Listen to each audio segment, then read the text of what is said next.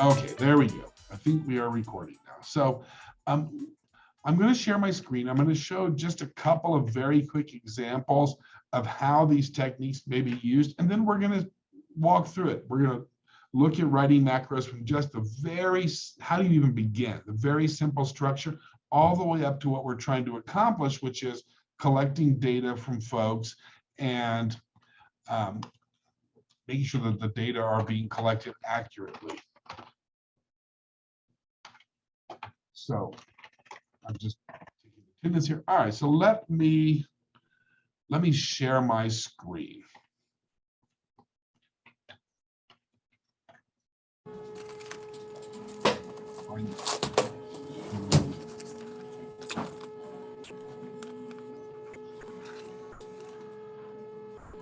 All right. Let me pull up a couple of very quick samples for you, just to show some of the ways that I have used this. Pull up assignment form. This is one that I had sent out to school districts. We were doing one of those mock it till you rock it interview systems. We was trying to collect who's going to be there.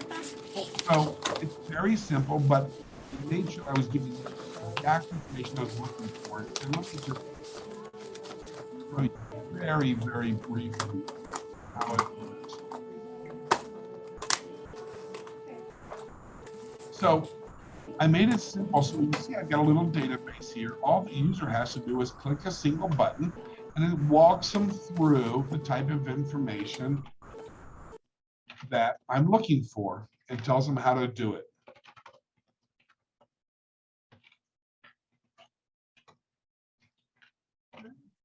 And then it places it in the spreadsheet where I can then go back later and use it. And that's kind of what we're getting to here, walking through the data entry, dropping into a spreadsheet in the correct places so I can use it later. I'll show you one more that looks very similar to that, but slightly more complicated.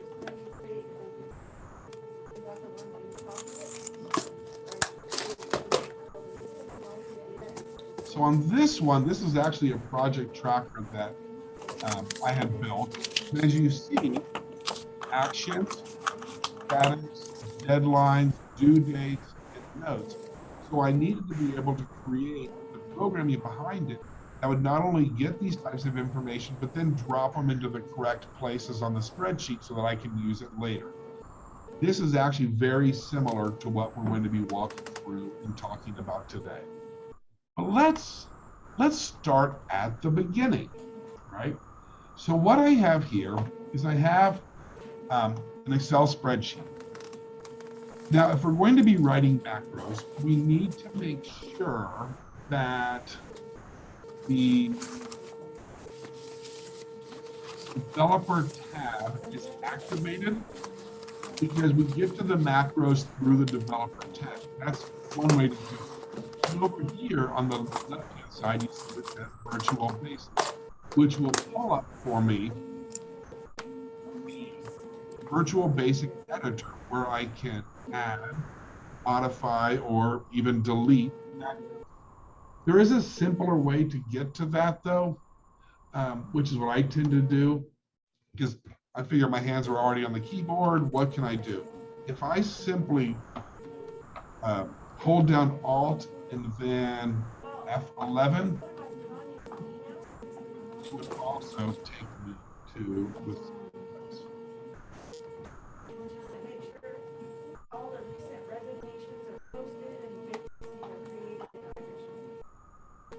So there's two ways to get there. All right, so let's start at the beginning. What does a macro look like? And I know this is gonna, people start rolling their eyes when I say, oh, we're gonna do some coding. But it's actually not that difficult to do. Every macro is going to start the exact same way. What we're creating is something called a subroutine. So, happily enough, when we're starting to write a macro, we just type sub or subroutine. And then we're going to give it a name. How about, let's call this one say hello. And then open and close parentheses, and it'll automatically create the structure where I'm going to create my macro. You see it says the sub at the top to begin the subroutine, and at the bottom, end sub, which is where the subroutine ends. And it creates that for me. Let's see, where are we going to be putting it? We're going to be putting it on this spreadsheet here. Now, the next thing I'm typically going to do is I need to have something on the spreadsheet for the user to click on that will then cause this macro, this subroutine to work. So I just created some automatic shapes. You know, you go to insert shapes and you've got a bunch of shapes. And I just grab one and color it. So I've got just an empty shape on my screen. And I'm going to title this one, Say Hello. Now, once I have created the structure for a macro, it's got its beginning and it's got its end down here, I can then assign that macro to a shape. So instead of having just a shape on this page, I actually have a button to run the code. And the way we do that is just crazy simple. I just simply right click on it and I get a little menu. One of the options on that menu under copy, cut, paste, and all that, there's one down here that says Assign Macro. I right click on it to get my menu. One of the options is Assign Macro. I select that. Here are all the macros that are available to me. By golly, there's one that says, this workbook, say hello. And that's what I want to happen when I click on this button here. I wanted to run the macro called say hello. Well, right now it's not going to do anything, obviously. But if you'll notice, when I put my cursor over it now, I have a little hand. It tells me, aha, here is something that I can click on. When I click on it, it will go over to the macros and do whatever commands I have told it to do in the macro called say hello. Well, right now it's a blank. So let's start with the simplest. Let's make it something, right? Well, this macro is called say hello. So what I want to happen is I want a box to pop up, a little message box to just pop up and say hello. To create a message box that pops up, happily enough, the command to do that is simply message box. And what do I want the message box to say? Now, in quotes, because this is going to be text, hello. So when I click on the button, it'll run the macro say hello. What will that macro do? It will pop up a message box that says hello. All right, let's try it. Let me click on this. Not running, not going to be good. Macros may be disabled. Let me fix that right quick. Let me see. I've got my computer locked down so tightly. Let me just properties.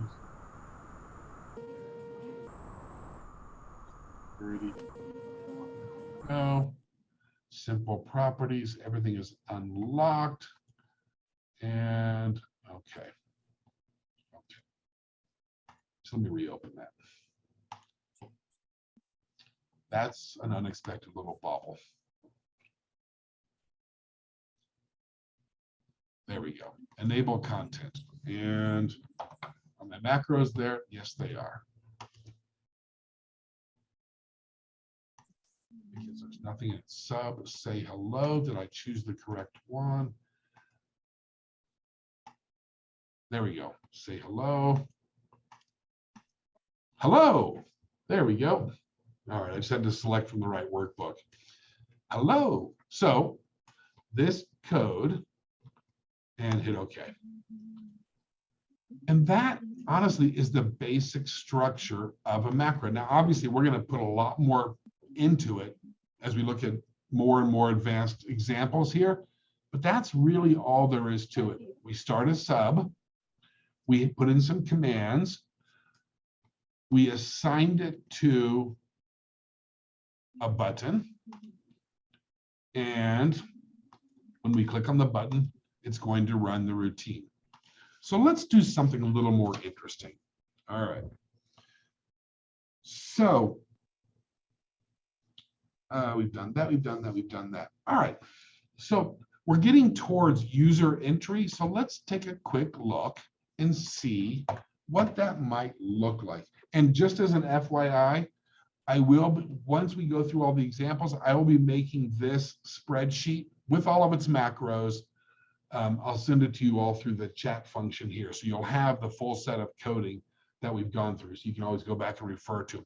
One warning, however, if you download it the first time you open it, you're going to have to say, yes, enable macros, or yes, enable content. Otherwise, so just make sure you people that have worked with me for a while, long since realized if I send them a spreadsheet, they probably need to enable macros. All right, so let's do something a little more interesting. Let's create a new one called get name. Now we're going to give users a chance to enter some information. So the way we do that, we want the user to input information. So instead of a message box, we need an input box. I'm going to just put input box right there.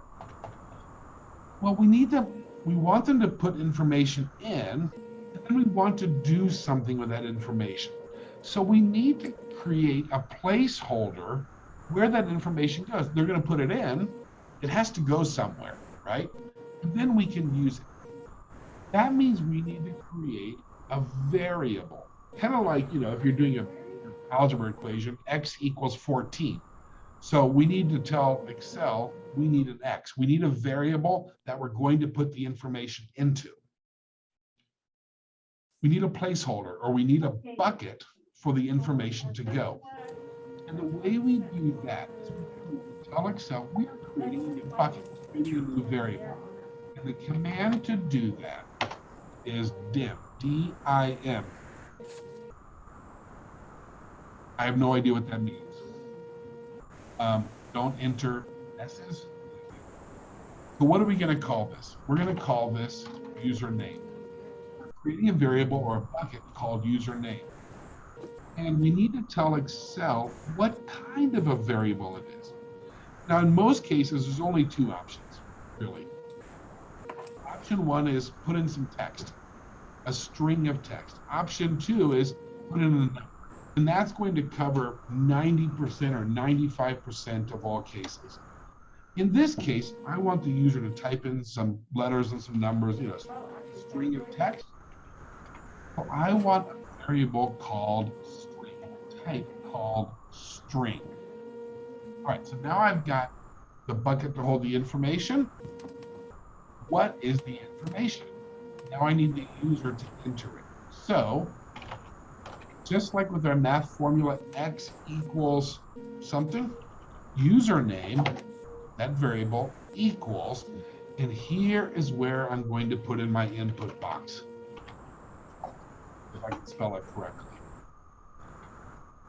So Excel is already telling me, here's the format that I need. There's a little yellow bar that pops underneath, and it says prompt, title, default, X position, Y position, and so on. It'll walk me through what I want to put in. So, as far as what I need to do next, the next item I can put in is a title. Name, please. And then, if I put another comment, it's going to say, what is the default? Because you can say, hey, if put in a default value, very useful for numbers and dates, but for this, probably not. So I'm going to just end it right there. So I've got a variable called username. The variable type is a string because it's going to be text. Username equals whatever the user puts in this input box. right here. I have my prompt. This is what shows up on the box. I've got even a title for it right over here.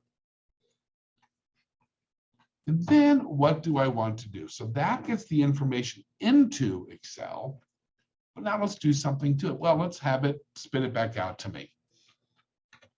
And we already know how to do that. Username, message box.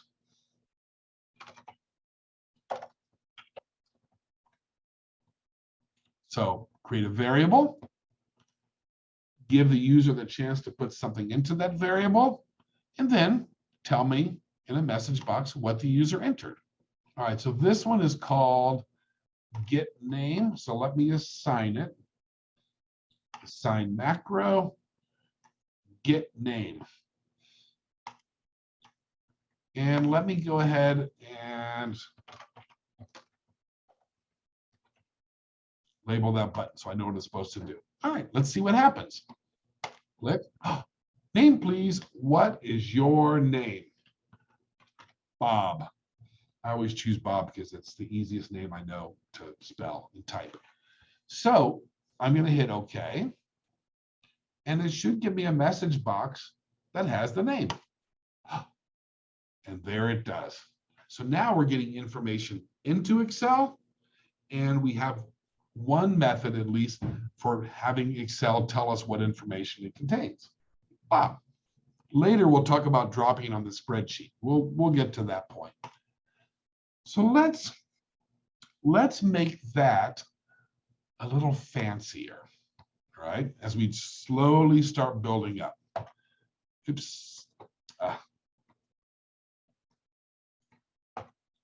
All right. Bowman can type, I promise. So let's make it a little fancier. Let's take that message box and do something a little more sophisticated with it. Message box. In this message box, we can string together multiple pieces of information. In the first one, it just said hello. It generated the word hello. The second one, it just gave me the name. I can combine these together with the value for the variable and text to do something a little nicer, like this. Your name is. Now I'm going to be stringing together multiple pieces of information, these words and the value of username. The way I tell Excel to connect them together is with the ampersand. So the message box is going to be your name is and username. And let's put a period on there also. And period. So the message box should say your name is whatever value we have for username, and then a period, because I like punctuation, apparently. Let's see what it does now. First, what is your name? Bob. So there's the first one, says Bob. Ah, your name is Bob.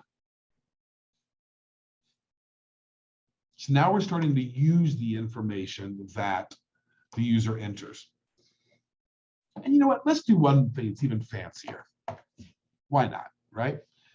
Let me put, so up here we have what is your name, and we put a comment, and Excel says you can put more stuff here if you want to. Let's see what else I can put. I can put button types. Now, most cases, the button is going to be just okay. But sometimes we have yes, no, or we have error or some other things. But in most cases, it's just yes, no. So let's put a yes, no button in there. Or let's just put an okay button only. So VB for Virtual Basic. Okay. And that's going to be the type of button. And you'll see as I start typing it, I get a little menu over here that gives me all the possible options. And one of them is okay only. Well, the reason why we did that is because I also want to do this. Not only do I want it to have an okay button, I want it to have an exclamation mark, which becomes very useful because later when we start error checking, sometimes we need to have an exclamation mark to make something really stand out. So VB, oh, and look, there it is on the list right there, exclamation.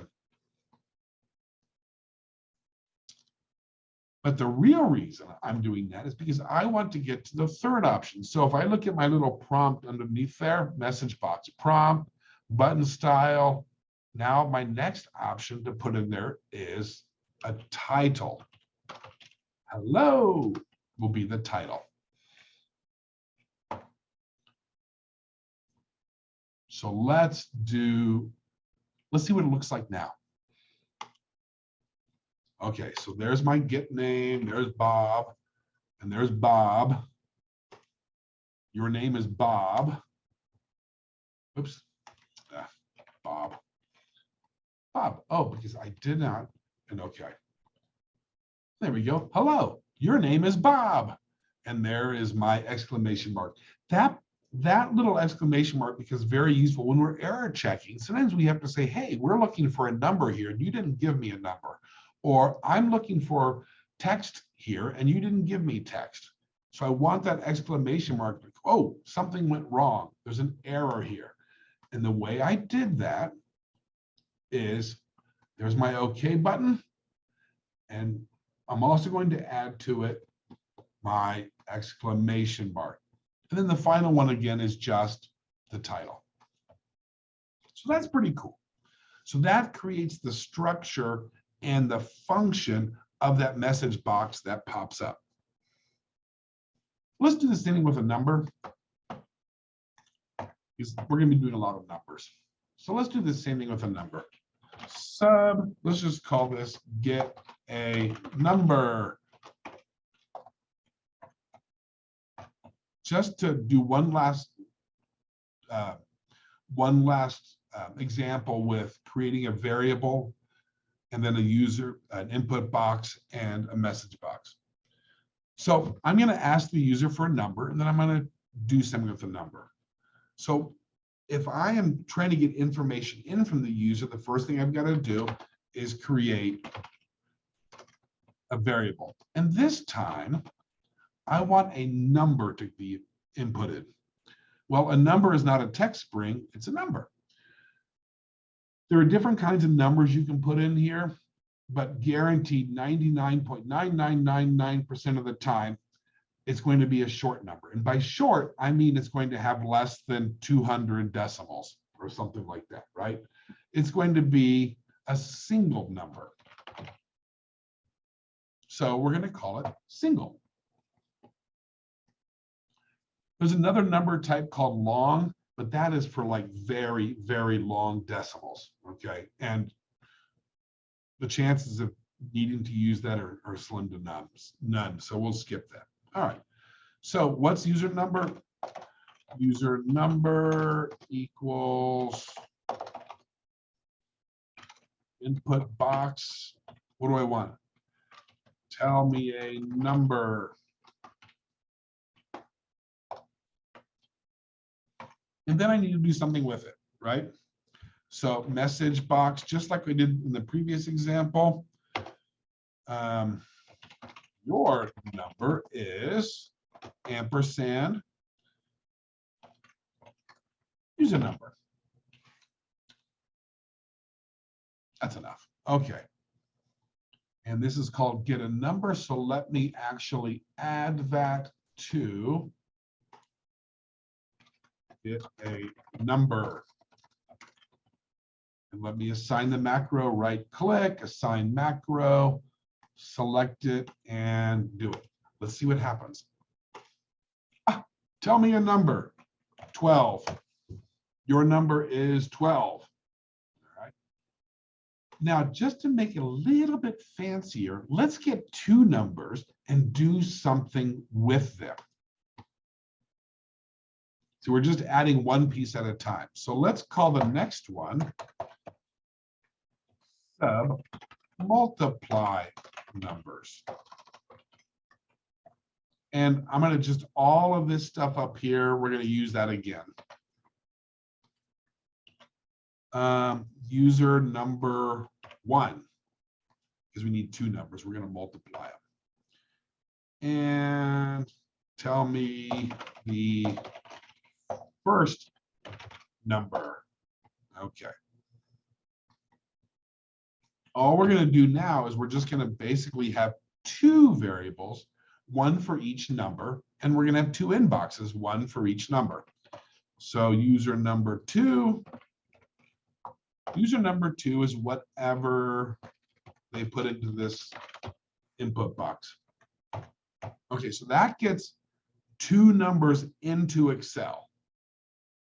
But now I want to create a third number because I want to multiply those two numbers together and create the product. So I need another variable. Product of number. Let's see, number product. How about that? As single. Now, the product is going to be the first number multiplied by the second number. That's what a product is, right? Take two numbers, multiply them together. So let's do that. So what does number product equal?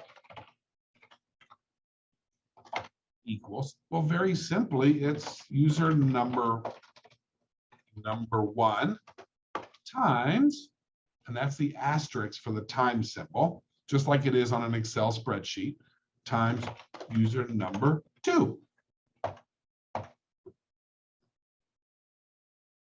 So I have three numbers I'm working with, so I need three variables. Two of them the user puts in, and the third one Excel calculates for us. Message box, the product is, and the product. And this one's called multiply numbers. So let's see if it works.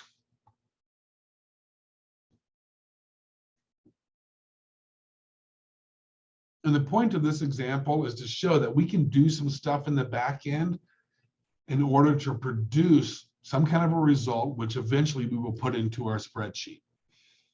So let's call this multiply numbers.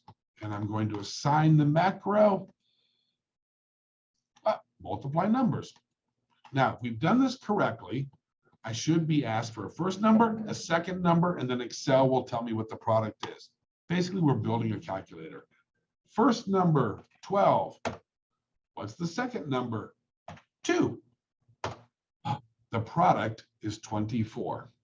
So we got Excel to do some stuff in the background to produce a single result. Now, that's nifty as a little calculator, but what we're going to do next is then take that and drop it into our spreadsheet so we can use it later for analysis or reporting or recording.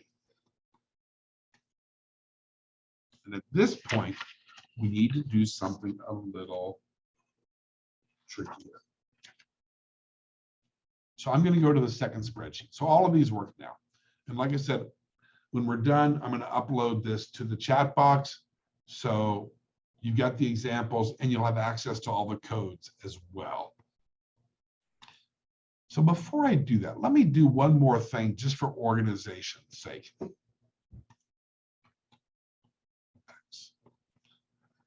Over here, I have my product list over here. You know, this is the spreadsheet and so forth.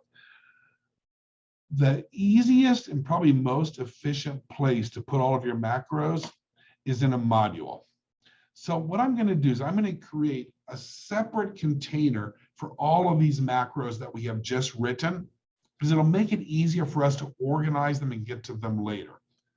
So over here, my macro list, if you don't see this, you can always go up to View and choose the Project Explorer. If it's not there by default, you can always get to it this way. And I'm going to right-click on this worksheet, and I'm going to say insert a module. And a module is basically a box into which I'm going to put all of my macros to keep them nice, neat, and tidy. Now, is it necessary? No, because You don't have to do it. But if you have something a little more complicated and you want to start organizing your macros, like these are the macros for this, these are the macros for that. Sometimes it's really useful to have more than one box to put things so you know where to go find them later. So right now, I inserted a module, which is called Module 1. And you'll see, I'm going to have to reset all these, but it's going to make it simple based on what we're about to do next. I've moved them, so let me just reset these. Get a number, assign macro. Probably should have done that first. Okay, but I didn't. So we're going to pretend and call that a teaching moment. And this one is called multiply numbers. All right, make sure it all still works. Yep, all still works. Okay, so over here I have this thing called Module 1, and all of the macros we just wrote are inside Module 1. To make it even a little easier to use, you can rename those modules. So like if I've got a very complicated spreadsheet with all different kinds of modules and all kinds of stuff going on, sometimes I want different boxes for different types of macros. So it's nice to know what those modules, what those boxes are labeled. And it's simple. Up here under the module viewer, I've got module 1 is called module. I can simply rename it. Intro macros. So now I've got a module called intro macros. Let's create another one. So I'm going to right click on modules, insert module. Now we've got another one. I'm going to rename this one data entry.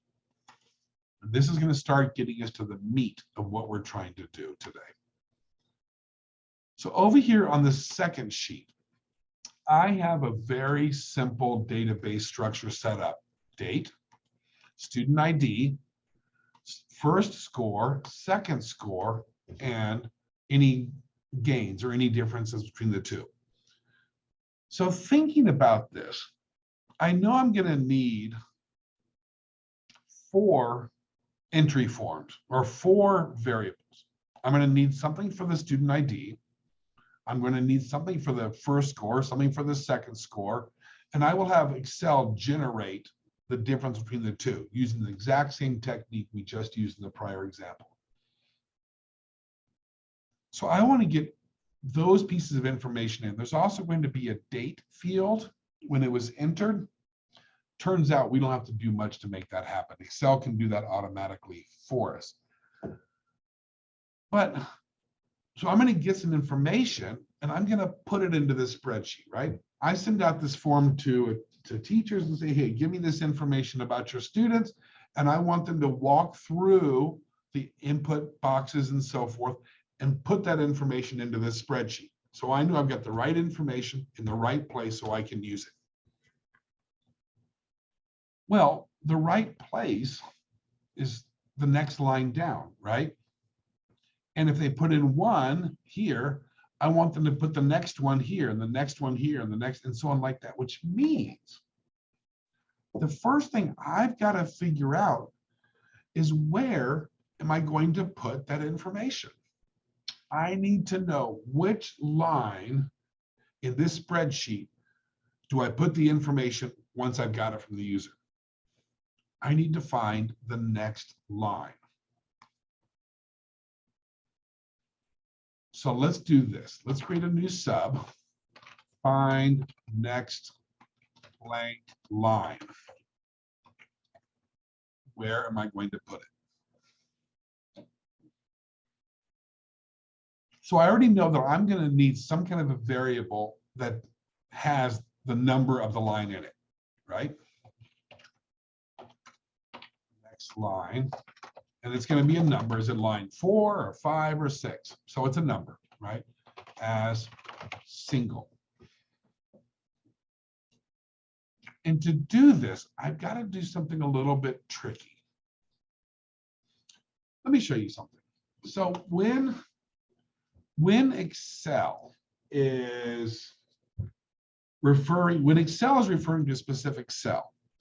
One way it does it, it says, for example, this cell is A5, right? There's our cell. And that's pretty nifty for users because it's, it's column A, row 5.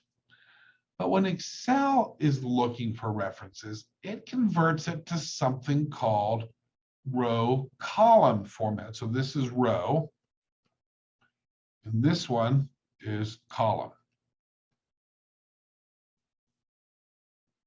And it's going to look at it like this. In parentheses, it's going to look for what is the row and what is the column. It's called row column format.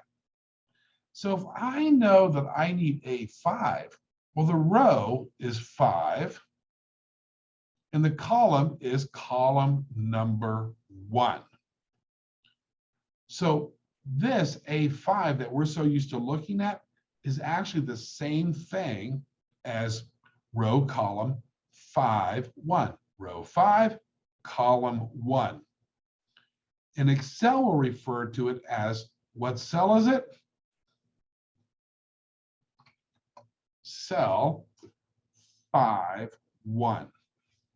So cell 5-1 is the cell in the 5th row, the first column. So if we're looking at putting information back into the spreadsheet,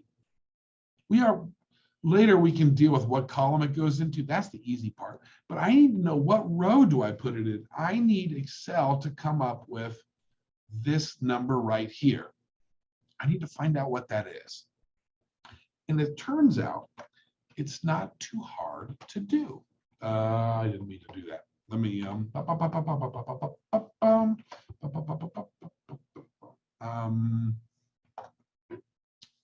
that's the wrong one. Let's fill it with white. Okay. So I need to find out what row it is, right? So I'm trying to figure out this, the row number. Well, all I have to do is find out the first blank cell and then have Excel tell me, well, what row is that cell in, right? So what I'm going to have Excel do is I'm going to have Excel go all the way to the bottom of the sheet and then jump up to the last empty row. Now, on keyboard, we can do that very simply, right? On a keyboard, we can do Control End. We can do Control End, or we can do End Down. If I hit my End key, and then I hit my down arrow, it's going to take me all the way to the very bottom. A little keyboard shortcut for you. And then, is what it's going to do is it's going to say, go to the end. If I'm in a blank cell, go to the very last blank cell. If I am in a cell that's got something into it, go to the last cell before a blank. So if I do end up right here, it's going to take me all the way up to where I'm at my very first cell with something in it. And that's what end is going to do for me. End up, end down. So I need Excel to recreate that for me, the end up and end down.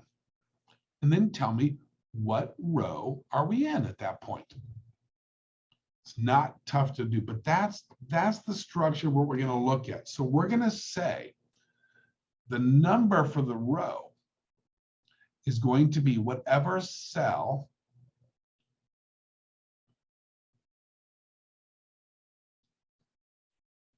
is all the way at the bottom, and then force it to jump up, right? So how many rows do we have in this spreadsheet? We got to get to the bottom first, right? And then we're going to come up to the first one that's been filled up. So how many are there? Well, I don't know, but Excel does. So whatever the number of rows is, just count them, right? Whatever, I don't know what that number is. And I don't need to know because Excel knows, right? So count the number of rows for, come on, Bowman. Count the number of rows for me. That's my big fingers. Okay. So how many rows are there? And we're only looking in the first column. So row, that's my R, and my column is going to be in column 1.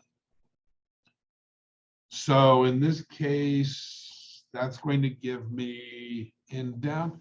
So the first number is going to be 1,048,576. That will be this value right here. Rows, how many are there? Count them for me. And it's going to be 1 million and some, right? And just give me the first column. I don't need to look at all the columns, just one is enough. So find the bottom first of all, okay? And then once we have that number, now we need to force it to go back up with the end up function. And it's going to be simply, so we've got cell, cells, row, count. Come on, Bowman. I can type rid of this 1, and then go back up. Dot. And whenever we're stringing together a formula, each item, each part of that process is going to be separated with a period. And what do we want to do? Well, we're recreating the end button and the up button, right? End, Excel, up. Okay, and then just simply tell me what row that is, and I'll show you how we do that. As soon as I can find my spreadsheet again. Okay, there's that. And there's that. So next line is going to be equal to, equal cell. What row? Well, how many rows are there? Rows count. So that's the row. That's 1 million and some. And first column. Period, because we're stringing together a series of actions that you would normally do on your keyboard. So now, once we're at the bottom, go all the way up again. End, Excel up, which is going to recreate pressing the end key and then the up arrow key. And then tell me what row number that is. As simple as that. Let's double check it. Message box, next line.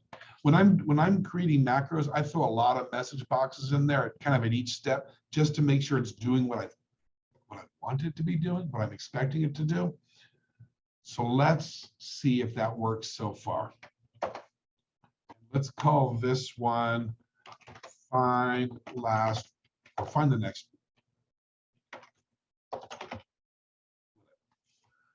And let's assign the macro, find the next blank line. I could call this button anything I want to, but I'm trying to be descriptive. Oh, 3. So it has in fact done what I wanted it to do, what I told it to do. The problem is 3 is not the next blank line. It's the one after that. So I need to go down one more. Well, you're going to love how simple this is. +1.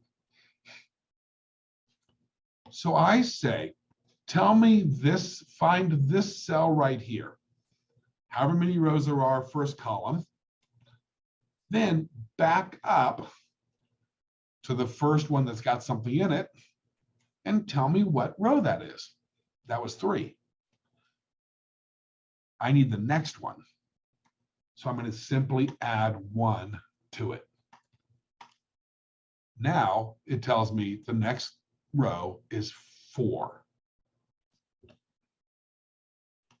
And that's going to give us the key for everything else that we're doing. So what cell? Go back up, tell me the row number, and add 1 to it. So let's start putting some stuff in there, right? sub, add student info. So what did I need? I need the ID. I need the first score, the second score, and I'll have Excel calculate the gain and put it into that next row. So I know I need all this stuff. So let me just copy that.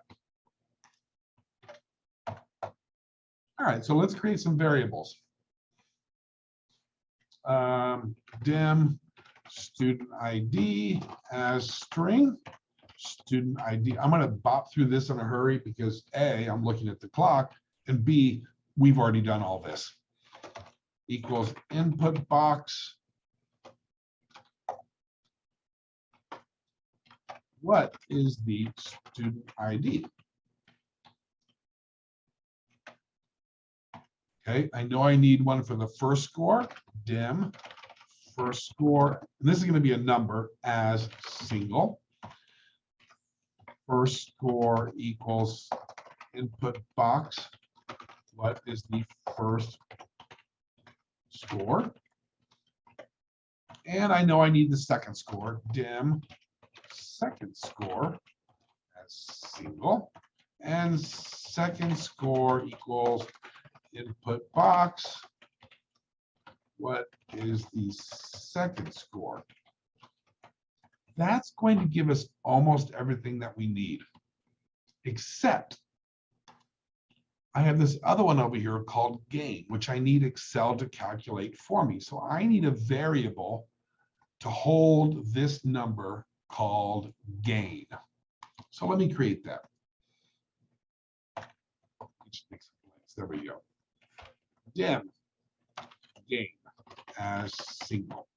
And what is gain going to be? And this will be almost exactly what we did on the example with multiplying. So gain is second score minus first score. So far, so good. That is for the user to get all of the information in. But now we need to put it into place. And we're going to use that exact same process with the row column format. And what we're going to say is find a particular row, find a particular column, and the value that goes in there, what we put in there, is going to be one of those numbers, some of that information. So we're going to find them, we're going to tell it this row, this column, and here's what I want you to put into that spot. So, for example, the first one is going to be row 1 and 4, but Excel will figure out the row for us. And we're going to put date. Then row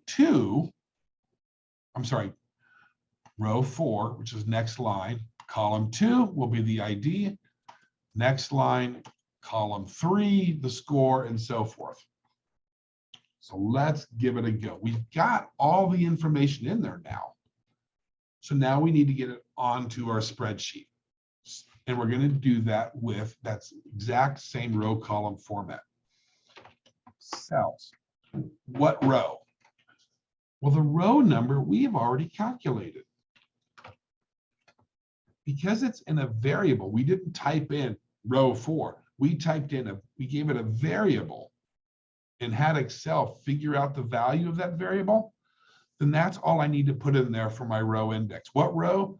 Whatever one we decided is called next line, that's the row that we want. And we're going to put it into the first column. What is the value? Now, I did say we didn't need to put in the date. We could have done a variable for date. We could have had the user put in the date. But for this case, for demonstration, let's just assume that we want this date right now. So Excel can do that for us. What is the value? What goes in there? Date. The value of date is always going to be today's date. So if we did this again tomorrow, it would be tomorrow's date. If we did it yesterday, it'd be yesterday's date. All right, so that will put the date into whatever the next line is, in the first column. And we can just keep going across cells. Next line, what goes into the second column?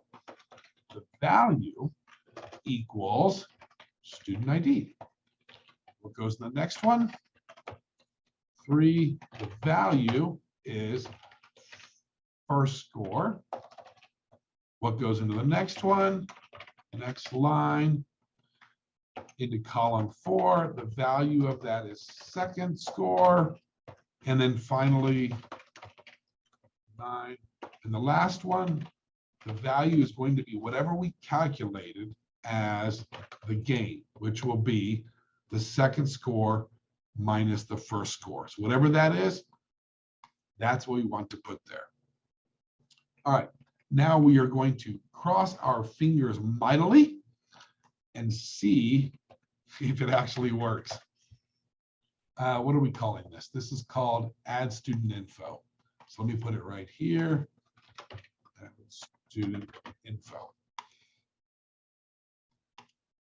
And let me assign the macro. I right click on it, assign macro. There it is, add student info.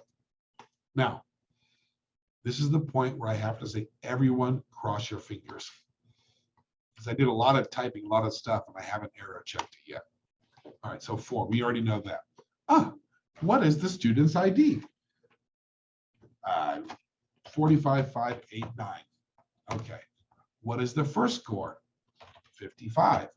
What is the second score? 62. And look, by golly, there's my date, my ID, first score, second score, and my gain. And the big value here is if I've got a user, I've got somebody giving me information, I now have the information exactly where I want it to be. So I can go back and run calculations on it. I can run my standard deviations. I can run my averages. I can run my counts and my values. And I can do all of those things because I've got the information I want and it's in the place that I want it. So it makes it easy. Let's do another one. Whatever. Okay, student ID. I'll just pop in some numbers. First score, 48. Second score, 88. And you'll see it is now on the next line down.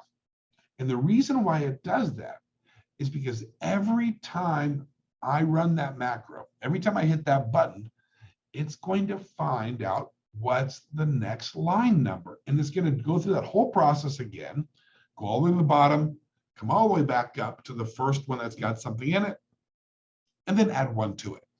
So every single time I do it, it's going to come up with a new number for the next line. And I will use that right here in this cell, in this row, in this column. The value that I'm putting in there is going to be this information. And each time I do it, it's going to give me a new number for next line, a new row, which means it will just keep adding and adding it all the way down. Just for giggles, the next ID is that. This person got a 52. And if it's a negative 48, there's my -4 right there. So everything is completely automated. I am going to do one last check though, because obviously I've got to have both scores or I can't calculate the gain, right? If I say, what's the ID? Okay, it's some number. And the first score is a 55, and I don't put anything in there, it's going to break. So the last thing I'm going to do, if that information is necessary, I'm going to throw in a little error check to make sure that the person has actually put a number in there. Because otherwise it won't work, right? So I know I'm going to need all of this stuff again. I'm going to just copy it because I need all the entry fields and all of that. And we're going to call this sub check for numbers. So let me just put all that in there again for starters, right? Because I need all the same entry and everything. So I'll just copy it in there. So I need to make sure that this number has actually been entered and this number has been entered. And Excel has a way to do that. If.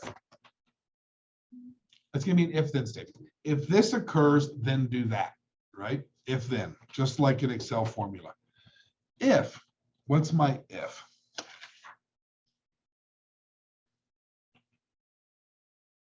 If the first score equals. So I'm looking to see if it's nothing, right? If it's a zero, not a zero value, but just a completely blank value. There's nothing there. It is null. David, you misspelled score. John? Sorry. Nope, perfect, because it would have failed and I would have been scratching my head and looked dumb again. I hate that. So, thank you. If the first score is VB for virtual basic, if it's null, meaning there's nothing there, it's a string that has nothing in it. So it's called VB, null string. VB for virtual basic, null for nothing. And what's the nothing? There's nothing entered. So it's a null string. If that is true, my only options are true and false here, then something needs to happen. And what needs to happen? I need to tell the user, you blew it. So I'm going to put a little message box in there that says, hey, we need a number, silly. And I'm going to put one of those exclamation marks there, exclamations. And then what? Well, there's no point in going on to the second score. We can't do the gain, and there's nothing to put into place. We need to just stop at this point. We need to get out of this routine, this subroutine. Exit sub. Just stop here. You're done. All right, now I need to do one last thing. If I have an if statement that starts, hey, this is a null string, then I need to tell it when to stop doing the checking. Even though I've already gotten out of the subroutine here, I still need to say this little block, this little if-then statement is over. So if I've got an if up here, I have to end it somewhere down here. So if the first score is completely blank, if it's true that it's blank, then give me a message box, get out of the subroutine, and I'm done checking my conditions. All right, let's cross our fingers again. This is, what did we call this? Check for numbers.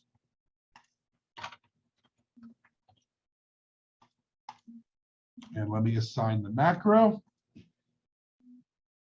Check for numbers. Fingers crossed. Okay, I can get rid of that one, I guess. All right, what's the student's ID? What's the first score? I'm going to leave it blank. I'm not going to put anything in there. And we've got a problem. So here's what happened. And here's how we fix it. Interestingly, when we said the first score, I see the time, we said it's a single number. But down here, we're looking for an empty string, which is like text, right? So I'm having a number go in, but I'm not looking for a number here. I'm looking for a string of text. There's a mismatch between what type of variable it is and what I'm looking for.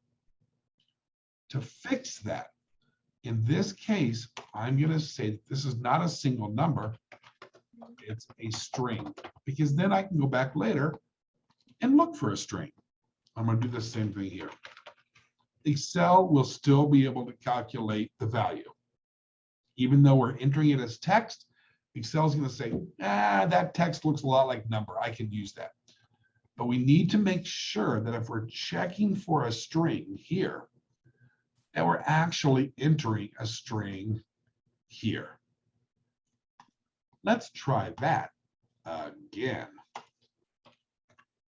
What's the ID? Whatever.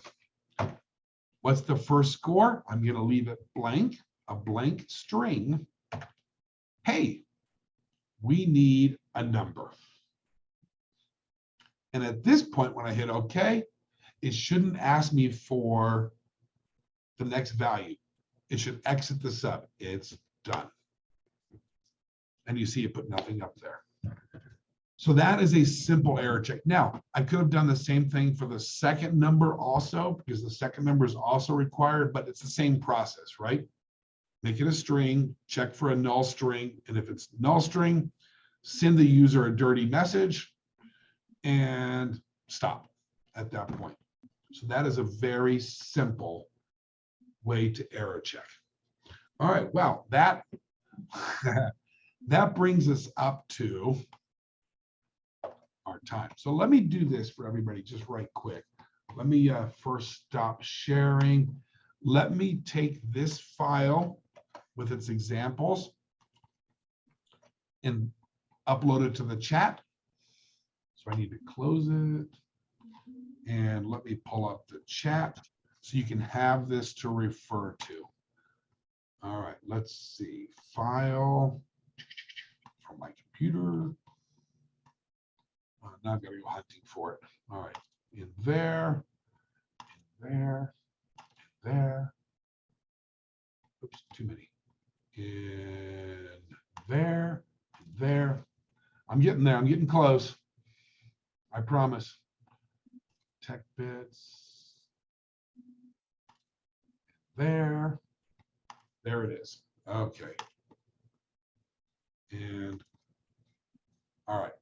It is now uploaded into the chat, the one that we just created. So it's got all the macros in place. You can refer back to them. I will also give you all one more item, a separate document with just all of the codes. So my computer, sample code, and up you go. So that second one is just a plain text document, and it's a single sheet with all of the codes in them that we have just done, plus some labels to say what things are doing or not doing. So, that's a bucket. Now, could we go on and make a whole semester course out of this? Yes, we could, right? But at least we've got the basics that get us into asking for information, checking it, and putting it into our spreadsheet so we can use it later, all right? I have been doing this, working and building up my knowledge of macros over the course of many years. So trying to get it down to just like a very small, most usable thing for a single purpose, it was kind of a race, but I think we got there. So thank you all very much. Couple last things. One is, if you want at some point, like you're trying this, you're like, oh, I can't remember what this guy said. You got some options. One is, in a day or two, probably tomorrow, you can go to our website, go to our Tech Bits page, and all of the videos are there. This video will also be there in about a day. So you can always go back and look. But I will make this offer also. You are always welcome to just contact me directly. You're trying something, it's not working out, or you don't remember what to do, feel free, shoot me an email. We'll set up a little time, just as lickety-split, fast as possible, and I'd be happy to walk you through it as well. Or you want to do something a little different, like I want to do something like this, but I wanted to do these other things instead. You are welcome to contact me. So I am David Bowman, the Executive Director of the Four Corners Regional Education Cooperative #1 up here in Farmington. It's been a pleasure. Thank you all very much. Have a great day. Mr. David, do you also teach class on pivot tables? I can do pivot tables. I don't have any scheduled, but I'd be happy to set something up for you if you'd like to do that. Okay, I think that would be useful and great, because kind of wanting, I just learned like the basics of it, but not in depth. So I'd like to learn a little bit more about it too. Yeah, I'd be happy to just shoot me an email. We'll find a time. I will tell you the next couple of weeks are packed, Okay, but we can find a time to do that. But I will throw in one last comment. I don't actually use pivot tables a lot. I do something a little more, I don't know, dare I say a little more robust, but than what pivot tables can do, with a lot more like control over what you want to happen. But regardless, if that's something you're interested in learning, I'd be happy to help you work on that. Absolutely. You can always contact me, director@nmrec1.org. All right, Okay. thank you all. Have a great day. thank you.